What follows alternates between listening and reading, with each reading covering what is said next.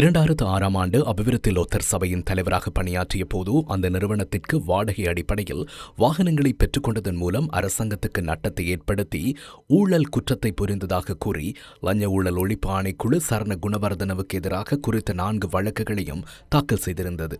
2022ஆம் ஆண்டின் 1954ஆம் இலக்க லஞ்ச அல்லது ஊழல் சட்டத்தின் 70வது பிரிவின் கீழ் பிரதிவாதிக்கு எதிராக ஊழல் குற்றச்சாட்டின் கீழ் இந்த 4 வழக்குகளுக்கும் தொடர்புடைய குற்றப்பத்திரிகைகள் தாக்கல் செய்யப்பட்டிருந்தன.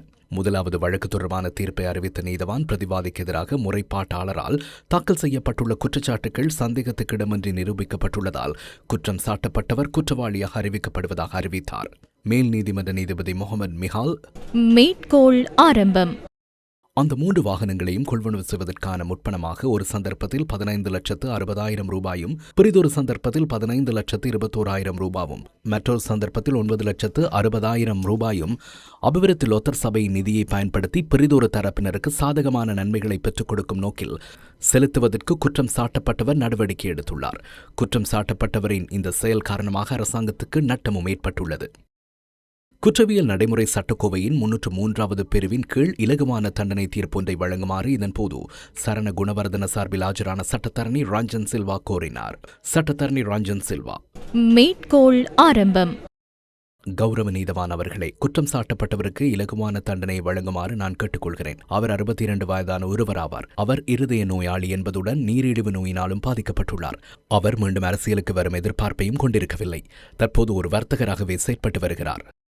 சமூகத்திற்கு முன்மாதிரியாக அமையும் வகையில் குற்றம் சாட்டப்பட்டவருக்கு தண்டனை தீர்ப்பு வழங்கப்பட வேண்டும் என லஞ்ச ஊழல் ஒழிப்பு ஆணைக்குழு சார்பில் ஆஜரான உதவி பணிப்பாளர் நாயகம் அசித் ஆந்தனி கேட்டுக்கொண்டார். அசித் ஆந்தனி, உதவி பணிப்பாளர் நாயகம், லஞ்ச ஊழல் ஒழிப்பு விசாரணை ஆணைக்குழு.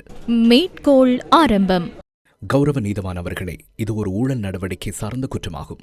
அரசு நிறுவனங்களில் பணியாற்றும் அரசு அதிகாரிகள் மேற்கொள்ளும் இவ்வாறான ஊழல் நடவடிக்கைகள் அண்மை காலத்தில் நாட்டில் ஏற்பட்ட பொருளாதார வீழ்ச்சிக்கும் வங்குரோத்து நிலைமைக்கு ஒரு காரணமாக அமைந்தன. இதன் காரணமாக மக்கள் எரிவாயு வரிசைகளிலும் எரிபொருள் வரிசைகளிலும் நிற்க வேண்டி ஏற்பட்டது. பொதுமக்களின் பணத்தை பொறுப்பில் வைத்திருக்கும் அரசு அதிகாரிகள் பொது பணத்தை பாதுகாக்க கடமைப்பட்டுள்ளனர். ஆனால் இந்த பிரதிவாதி ஊழல் எதிர்ப்பு நடவடிக்கைகளுக்கு புறம்பான செயல்களை செய்யுமாறு அரசு அதிகாரிகளை தூண்டியுள்ளார். இவ்வாறான ஒரு சிறிய குழுவினர் செய்யும் ஊழல் நடவடிக்கைகள் ஒட்டுமொத்த நாட்டையும் இறுதியில் பாதிக்கின்றது. எனவே இவ்வாறான ஊழல் நடவடிக்கைகளில் ஈடுபடும் அரசு அதிகாரிகளுக்கு முன்மாதிரியாக அமையும் வகையில் குற்றம் சாட்டப்பட்டவருக்கு தண்டனை வழங்குமாறு நான் கேட்டுக்கொள்கிறேன். விடயங்களை ஆராய்ந்த நீதிபதி குற்றம் நிரூபிக்கப்பட்டுள்ள பின்னணியில் குற்றவியல் நடைமுறை சட்டக்கோவையின் 303வது பிரிவின் கீழ் பிரதிவாதிக்கு இலகுவான சிறை தண்டனை விதிக்க வேண்டும் என நீதிமன்றம் தீர்மானிக்கவில்லை என்பதை வலியுறுத்தினார். மேல் நீதிமன்ற நீதியரசர் முகமது மிஹால் மேற்கோள் ஆரம்பம். அரசு நிறுவனங்களில் பணியாற்றும் அரசு ஊழியர்கள் மேற்கொள்ளும் ஊழல் நடவடிக்கைகள் நாட்டின் பொருளாதார வீழ்ச்சிக்கு காரணமாக அமைந்துள்ளன. அரசு அதிகாரிகள் மேற்கொள்ளும் இந்த ஊழல் நடவடிக்கைகள் காரணமாக அரசு நிறுவனங்கள் மீது பொதுமக்களுக்கு இருக்கும் நம்பிக்கையும் இல்லாமல் போயுள்ளது.